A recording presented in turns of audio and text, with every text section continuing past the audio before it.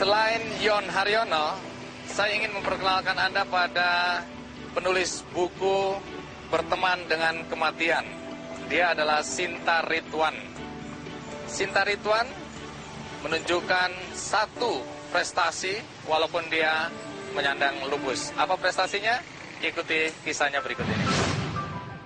Buku yang berjudul Berteman dengan Kematian yang mengkisahkan seorang gadis penyandang lupus yang bernama Sinta Ridwan.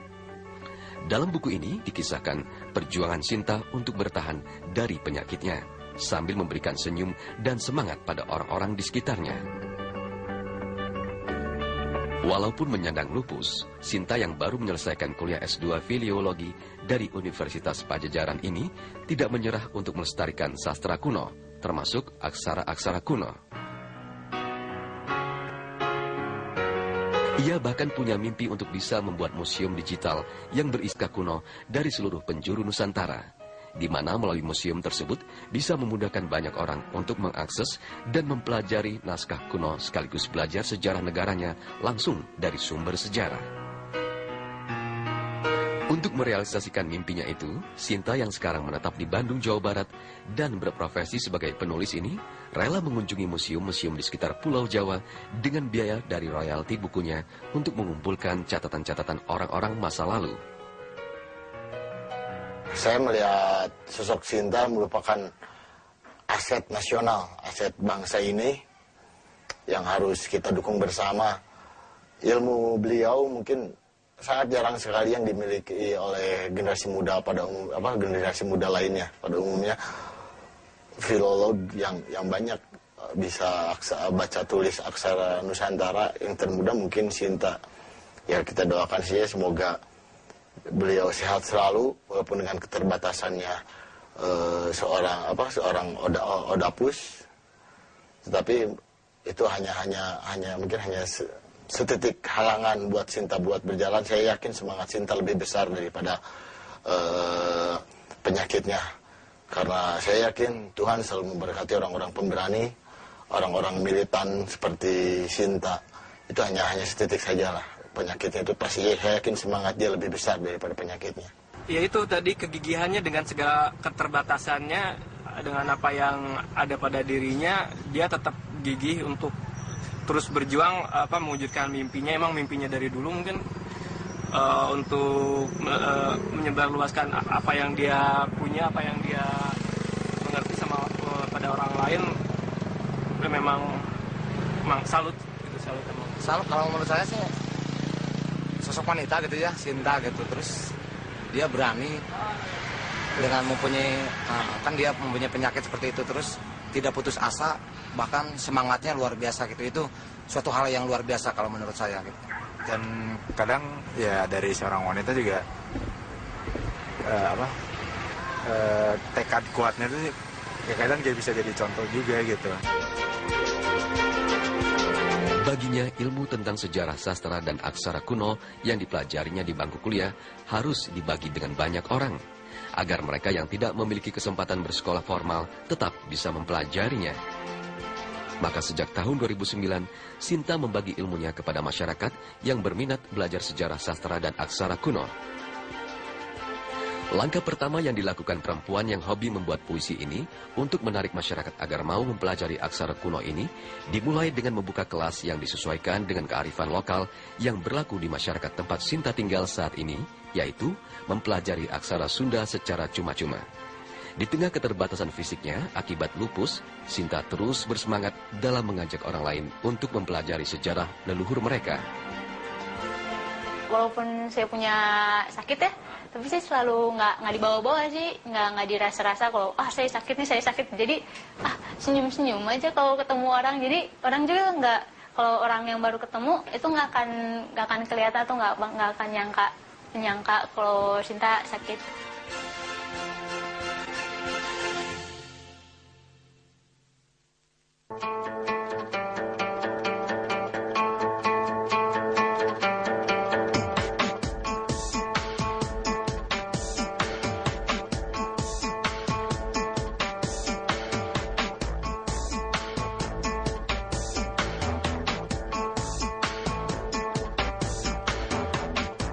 Saat ini saya sudah berada di Bandung. Sebagaimana janji saya tadi, saya akan mempertemukan Anda dengan Sinta, pengarang buku Berteman dengan Kematian. Tetapi sebelum kita bertemu Sinta, saya ingin mengajak Anda bertemu dulu dengan teman-teman kita dari band Trah yang selama ini mengaplikasikan aksara-aksara kuno di dalam kegiatan mereka. Apa kegiatan mereka dan bagaimana mereka mengapresiasi aksara kuno? Mari ikut saya, kita bertemu dengan mereka.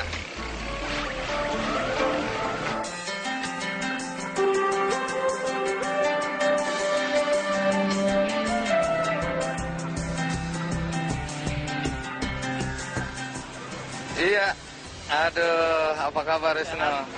Terima kasih nih ya, udah janjian ya. Ini Ameng, Ari, kemudian Robi ya.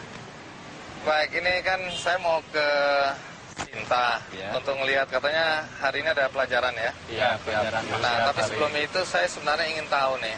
Ini kan kalau dilihat kalian bermain musik, tapi katanya menerapkan dalam lagu-lagu ya. Itu aksara kuno, terus kemudian dalam penampilan, apa betul itu? Ya, betul. Jadi kenapa tertarik pada aksara kuno? Kita tertarik. Ini kan biasanya anak muda malah jauh. Kita ingin memperkenalkan bahwa kita juga punya huruf-huruf yang mungkin anak-anak seangkatan saya ke bawah belum tahu gitu huruf-huruf ini apa. Jadi kita ingin nyoba memperkenalkan lagi lah ke anak-anak muda sekarang supaya jangan malu. Tapi aksaranya mana? Oh ini ya? Iya, kayak ini aksara kunonya nih. Pakai aksara. Nah, coba kita lihat. Ini artinya apa nih kalau aksara kunonya? Bandung Death Metal. Bandung Death Metal. Ini kalau saya nggak ngerti sama sekali. Nah ini mana ini? Nah ini di belakang. Oh di belakang. Ya. Ini artinya apa nih? Ini Disinfected. Apa? Disinfected nama bandnya. Oh nama bandnya. Ya, di belakangnya pakai. Oke, kalau Anda mana? Ini. Oh ada juga di celana ya. Sama, jadi. Bagaimana Hari ya? Baik, jadi malam ini ada pelajaran ya? Ada ya. Saya soalnya kepengen juga lihat bagaimana Ibu Sinta mengajar, pengen ngobrol sama Ibu Sinta. Jadi kita ketemuan nanti di sekolah ya, di kelas ya. Di kelas Yaudah, jam sampai ketemu di situ ya. Iya, terima kasih. Sip. Sampai jumpa lagi. Sampai ketemu ya. Oke.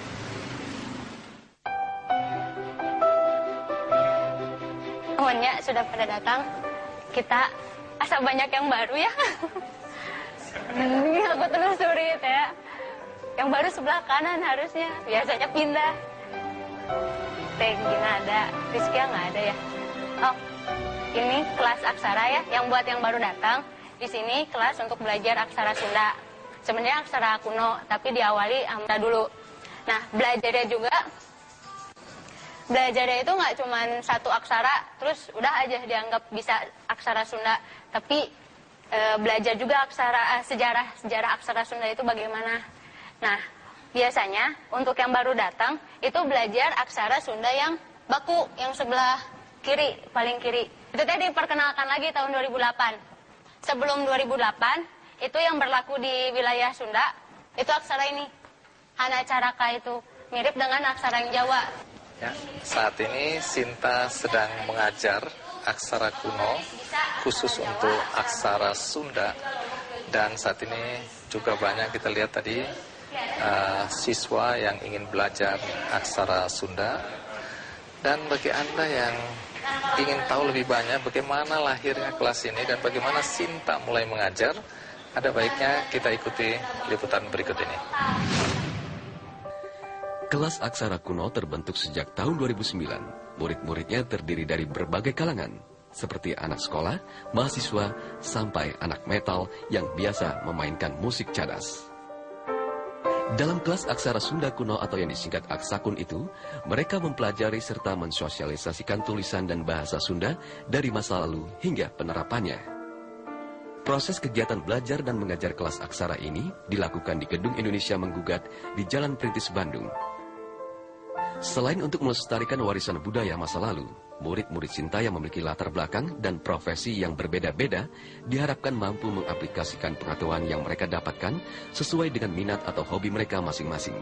Di antaranya, ada yang untuk memanfaatkan pengetahuannya untuk keperluan akademis. Sebetulnya terbentuknya kelas aksakun itu kelas aksara kuna terbentuk dari rasa keprihatinan saya terhadap negeri ini, terhadap bangsa ini. Melihat kondisi terutama di Jawa Barat yang punya aksara sendiri yaitu aksara Sunda, banyak generasi mudanya yang tidak mengetahui. Saya senang ada orang-orang muda yang juga bukan orang Sunda, juga ada banyak, nggak cuma orang-orang Sunda aja yang belajar untuk mengenal aksara Sunda kuno, aksakun. Tapi intinya itu adalah ya, saya sama Sinta tuh bilang bahwa ini sekolah bebas. Bebas dan merdeka. Bebas untuk mengaktualisasikan ide-idenya. Merdeka juga untuk berhubungan atau saling belajar. Ada juga yang menuangkannya dalam sebuah desain pakaian. Atau bahkan menjadi sebuah lirik lagu yang mengadaptasi dari naskah kuno. Kuno tuh isinya ada pengetahuan, ada kepercayaan tentang agama, ada agama sebelum pra-Islam atau Islam. Terus ada juga pola hidup nenek moyang zaman dulu tuh kayak gimana, cara menghadapi kayak menyikapi alam, benda atau bagaimana itu kan. Ya itu, pengetahuan, tentang sejarah. Ada banyak tentang sejarah juga, tentang obat-obatan, tentang kesehatan masa lalu. Itu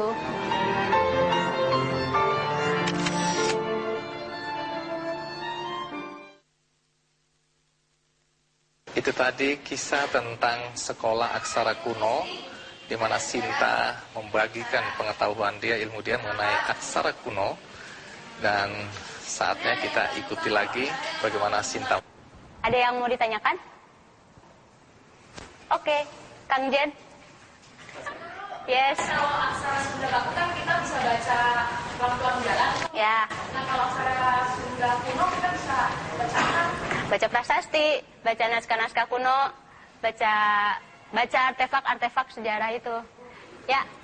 Ada lagi yang mau ditanya? Oh, wah. Iya. Karena pertanyaannya banyak, boleh nggak ke depan? Boleh, Bang.